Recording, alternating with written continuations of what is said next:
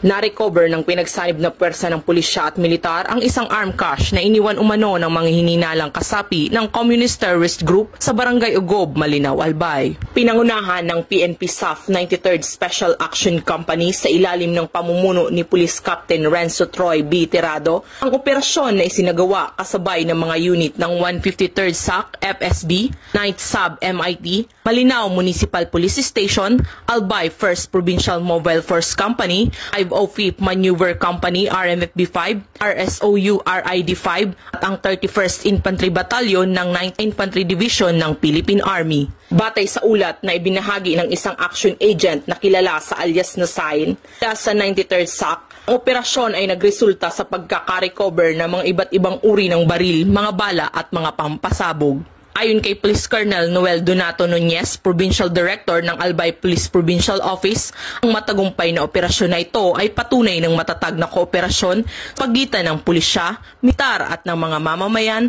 laban sa mga rebeldeng grupo. Patuloy ang kampanya ng pamahalaan laban sa mga grupong lumalabag sa batas upang matiyak ang seguridad at kapayapaan sa buong lalawigan. Mula dito sa Riyong Bicol, ako ang inyong PNN Correspondent, Police Corporal Angelito Recampo, alagad ng batas, tagataguyod ng Balitang Pulis.